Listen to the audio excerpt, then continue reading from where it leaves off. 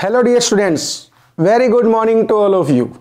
Welcome to my YouTube channel Triple Point Academy. This is Joginder Rohila and in this video I am going to discuss with you about some important questions.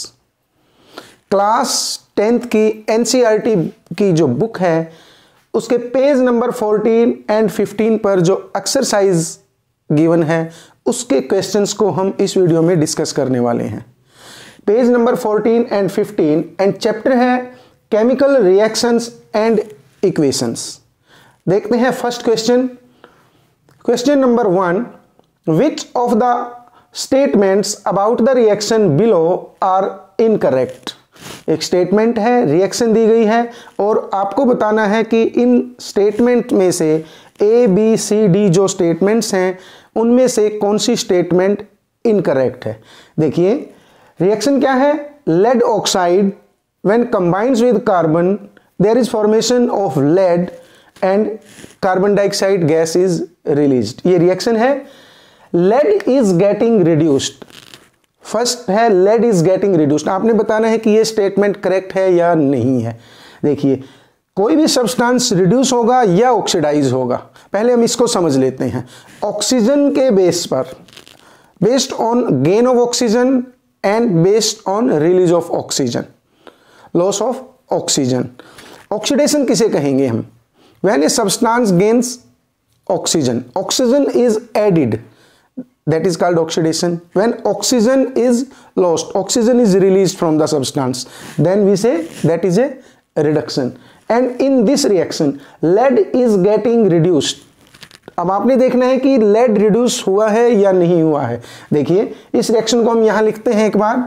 lead oxide reaction है ऐसे, lead oxide solid plus carbon solid, lead solid plus carbon dioxide gas. Equation को balance करके लिखेंगे. अब देखिए lead is getting reduced, ये relation हमने देखना है. अगर हम ये रिलेशन देखते हैं लेड और लेड ऑक्साइड का, फॉरवर्ड रिएक्शन इस टाइप से है कि लेड की फॉर्मेशन है, कार्बन डाइऑक्साइड की फॉर्मेशन है. लेकिन अगर हम रिवर्स स्टेप भी देखते हैं कि लेड और लेड ऑक्साइड के बीच में क्या रिलेशनशिप है, लेड से लेड ऑक्साइड की फॉर्मेशन हुई है. अगर हम कंप्लीट इंफॉर्मेशन भी देखते हैं इस रिएक्शन के लिए तो भी हमें क्या मिलेगा कि लेड से lead oxide, lead is oxidised into lead oxide, lead reduce नहीं हुआ है. इसका मतलब क्या है कि ये जो स्टेटमेंट है फर्स्ट स्टेटमेंट इनकरेक्ट स्टेटमेंट है. इस रिएक्शन को देख के हम ये नहीं कह सकते कि इस रिएक्शन में लेड जो है वो रिड्यूस हुआ है. Second statement, carbon dioxide is getting oxidised. Carbon dioxide, देखिए रिलेशनशिप देखिए कार्बन डाइऑक्साइड और कार्बन के बीच में रिलेशनशिप, ये रिलेशन अगर आप देखते हैं कार्बन डाइऑक्साइड से अगर कार्बन की फॉर्मेशन भी अगर आप देखते हैं रिवर्स स्टेप में भी देखते हैं तो यहां ऑक्सीजन का रिमूवल है कार्बन डाइऑक्साइड से, तभी कार्बन की फॉर्मेशन है. और अगर हम फॉरवर्ड डायरेक्शन में देखते हैं तो carbon is oxidised into carbon dioxide. Carbon dioxide is getting oxidise, carbon dioxide oxidise नहीं हुआ है. इस रिएक्शन के अकॉर्डिंग हम ये कहेंगे कि कार्बन डाइऑक्साइड ऑक्सीडाइज नहीं हुआ है, कार्बन ऑक्सीडाइज हुआ है, कार्बन डाइऑक्साइड ऑक्सीडाइज नहीं हुआ है. तो बी स्टेप जो है ये भी आपका इनकरेक्ट है. कार्बन इज गेटिंग ऑक्सीडाइज, देखिए रिएक्शन को देखिए फॉरवर्ड डायरेक्शन में carbon is getting oxidise, carbon से कार्बन डाइऑक्साइड की फॉर्मेशन हुई है, गेन ऑफ ऑक्सीजन है कार्बन एटम के लिए, तो इसका मतलब है कार्बन इज गेटिंग ऑक्सीडाइज्ड. ये स्टेटमेंट करेक्ट स्टेटमेंट है. सी जो स्टेटमेंट है, lead oxide is getting reduced. Lead oxide और लेड के बीच में रिलेशनशिप देखेंगे. Gain of oxygen oxidation, removal of oxygen reduction. तो आप कहेंगे कि लेड ऑक्साइड से लेड का formation, lead oxide is getting reduced. इसका मतलब है ये स्टेटमेंट करेक्ट स्टेटमेंट है. लेकिन क्वेश्चन क्या पूछा गया आपसे, which of the statements about the reaction below are incorrect. आपको बताना है कि करेक्ट स्टेटमेंट कौन कौन सी है. अब इन 4 में से ए बी सी डी में से ए और बी इनकरेक्ट है. इसके अकॉर्डिंग जैसे एमसीक्यू का क्वेश्चन है, एमसीक्यू टाइप से क्वेश्चन दिया गया है कि फर्स्ट आपको बताने हैं ए या बी, ए एंड बी ठीक है, ए एंड सी ठीक है, ए बी एंड सी ठीक है या ऑल. ठीक का मतलब क्या है कि फर्स्ट ऑप्शन के according A and B incorrect है, सेकंड ऑप्शन के according A and C incorrect है, या थर्ड ऑप्शन के according A B C incorrect है। अब अभी हमने क्या डिस्कस किया है, A and B are incorrect statement. So जो आंसर होगा इस केस में वो होगा first, A and B is incorrect. Second question देखते हैं। देखिए second question, Fe2O3 plus 2 aluminium, reaction लिखते हैं यहां पर Fe2O3 प्लस एल्यूमिनियम, बैलेंस करेंगे Al2O3 प्लस 2Fe, ये रिएक्शन है। अब आपने देखना है the above reaction is an example of a combination reaction, double displacement reaction, decomposition reaction, displacement reaction. आपको बताना है कि ये रिएक्शन इनमें से कौन सी टाइप है, कॉम्बिनेशन है, डबल डिस्प्लेसमेंट है, डीकंपोजिशन है या डिस्प्लेसमेंट है। पहले एक बार ये देख लेते हैं कि कॉम्बिनेशन रिएक्शन किसे कहते हैं। हमें डेफिनेशन पता होनी चाहिए कि कॉम्बिनेशन रिएक्शन कौन सी होती हैं। कॉम्बिनेशन रिएक्शंस वो रिएक्शंस होंगी जिनमें दो या दो से ज्यादा सिंपल सब्सटेंसेस कंबाइन करेंगे और कोई कंपाउंड की फॉर्मेशन करेंगे।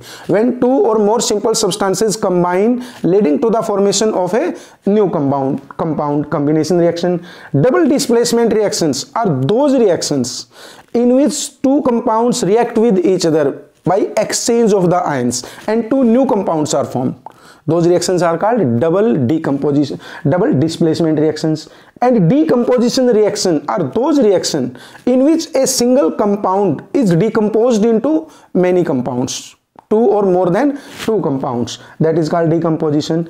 And what is displacement? Displacement reaction are those reactions in which a more reactive species displaces less reactive species from a particular substance, जिसमें कोई ज्यादा रिएक्टिव मेटल किसी कम रिएक्टिव मेटल को किसी सब्सटेंस में से डिस्प्लेस करते हैं, उसे हम डिस्प्लेसमेंट रिएक्शन बोलते हैं। अब देखिए यहां पर देखिए आप, Fe2O3 is there, aluminium is there, aluminium reacts with Fe2O3, aluminium is more reactive than iron. In this reaction aluminium has displaced iron atoms from Fe2O3 और उसके बाद फॉर्मेशन क्या हुई है, Al2O3 और आयरन की फॉर्मेशन हुई है। इसका मतलब क्या है, Fe2O3 कंपाउंड में से आयरन के एटम को डिस्प्लेस किसने किया है, एल्यूमिनियम के एटम ने। एल्यूमिनियम ने डिस्प्लेस किया है, आयरन की पोजीशन एल्यूमिनियम ने ली है। तो इसका मतलब है ये जो रिएक्शन है, this reaction is the example of a displacement reaction, simple displacement reaction. So option D will be there, आपका आंसर होगा displacement reaction. Question number 3, what happens when dilute HCl is added to iron fillings? Tick the correct answer. क्या होगा यदि हम dilute HCl को iron filings में add करते हैं? रिएक्शन लिख के देखते हैं, simple, Fe plus HCl।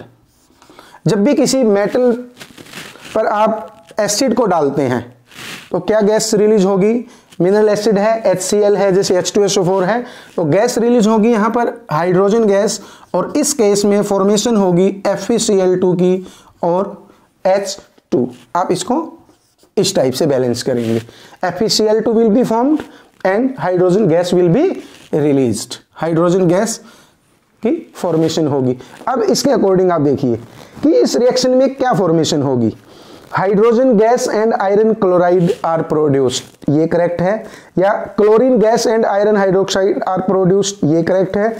No reaction takes place, कोई रिएक्शन नहीं होगी इस केस में, या iron salt and water are produced. अब आप देख सकते हैं हमने रिएक्शन कराई है आयरन और HCl के लिए, तो इसमें प्रोडक्ट साइड में क्या लिखा हुआ है, आयरन क्लोराइड है, आप इसे फेरस क्लोराइड भी बोल सकते हैं, आयरन क्लोराइड है और हाइड्रोजन है। तो इसका मतलब क्या है, जो फर्स्ट जो आंसर है दैट इज करेक्ट।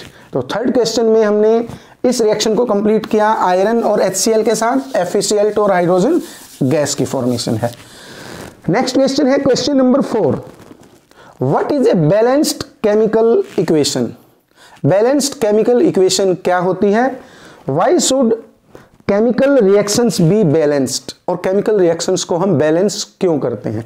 देखिए बैलेंस्ड केमिकल रिएक्शन क्या होगी, मैं एक रिएक्शन लिखता हूं यहां पर, zinc solid plus copper sulphate aqueous, there is formation of zinc sulfate aqueous plus copper solid.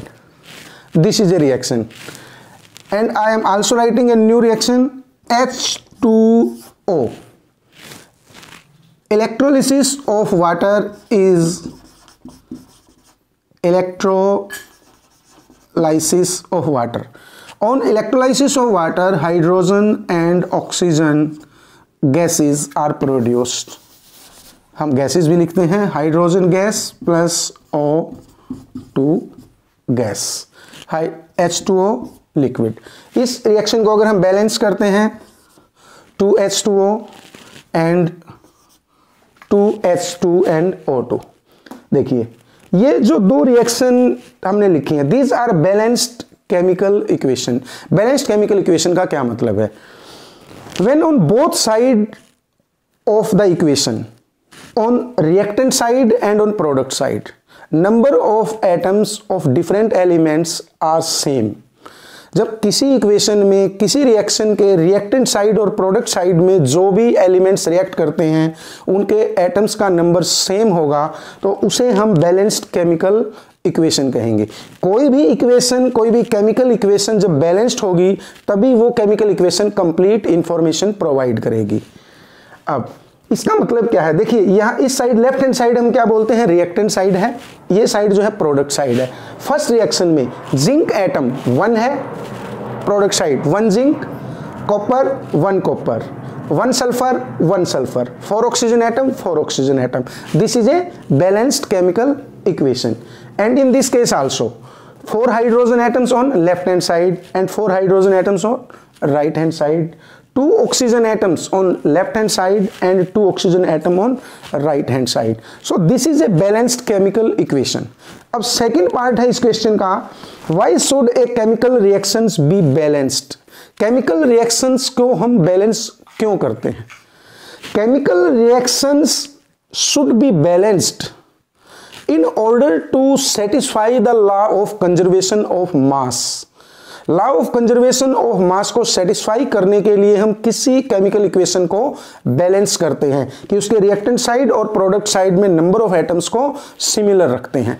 अब law of conservation of mass क्या है? According to law of conservation of mass, in a chemical reaction atoms can neither be created nor destroyed. कि किसी भी chemical reaction में atoms ना तो create किए जाते हैं ना डिस्ट्रॉय किए जाते हैं, उन्हें रीअरेंज किया जाता है। यदि हम लॉ ऑफ कंजर्वेशन को मानते हैं तो इसका मतलब क्या है कि रिएक्टेंट साइड में जितने भी एटम्स रिएक्ट करते हैं उनका मास और प्रोडक्ट साइड में जितने भी एटम्स होंगे उनका मास सिमिलर होगा। तो लॉ ऑफ कंजर्वेशन ऑफ मास को जस्टिफाई करने के लिए, सेटिस्फाई करने के लिए आप बैलेंस्ड केमिकल रिएक्शन लिखते हैं। किसी भी केमिकल रिएक्शन को, किसी केमिकल इक्वेशन को बैलेंस करते हैं ताकि कंप्लीट इंफॉर्मेशन हो। अब यहां पर देखिए इस इक्वेशन के अकॉर्डिंग इसका अगर हम मॉलिक्यूलर मास कैलकुलेट करें, यहां पर 2 मोल है H2O मॉलिक्यूल के लिए, 1 मोल ऑफ H2O, इसका मॉलिक्यूलर मास क्या है? वाटर के मॉलिक्यूल का मॉलिक्यूलर मास 1 H2O के लिए मॉलिक्यूलर मास क्या है? 18 ग्राम। 18 और 2 मॉलिक्यूल हैं तो हम क्या लिखेंगे? 36 gram. 36 gram, 2 mole of H2O is equal to 36 gram. अब यहां पर आप देखिए H2 के 2 मॉलिक्यूल्स हैं। हाइड्रोजन का एटॉमिक मास क्या है? हाइड्रोजन का एटॉमिक मास 1, 2 हाइड्रोजन है H2 मॉलिक्यूल में 2 और 2 मॉलिक्यूल हैं H2 के, तो इसका मतलब 4। 2 mole of H2 will be equal to 4 gram. 4 gram के इक्वल होगा। और यहां पर आप देखिए ऑक्सीजन का एटॉमिक मास क्या है सिंगल ऑक्सीजन एटम के लिए? 16 और O2 मॉलिक्यूल में 2 ऑक्सीजन एटम है तो 16 मल्टीप्लाइड बाई 2, 32 ग्राम। 32 ग्राम, 32 ग्राम। इसका मतलब है 1 mole of O2 molecule is equal to 32 gram. Reactant side और प्रोडक्ट साइड जो टोटल मास है एटम्स ऑफ एलिमेंट्स का उनका जो टोटल मास है दैट इज सिमिलर। इस केस में 36 ग्राम इस साइड है और 32 + 4 36 ग्राम इस साइड है। सो कोई भी केमिकल इक्वेशन है वो बैलेंस्ड फॉर्म में होनी चाहिए, और बैलेंस्ड इक्वेशन को हम क्यों करते हैं, क्योंकि लॉ ऑफ कंजर्वेशन ऑफ मास को सेटिस्फाई करना है। सो डियर स्टूडेंट्स, इस वीडियो में हमने डिस्कस किया है पेज नंबर 14 एंड 15 के जो एक्सरसाइज क्वेश्चंस हैं, question number 1, 2, 3 and 4। If you like the video, please share the video and subscribe my YouTube channel Triple Point Academy. Thank you very much.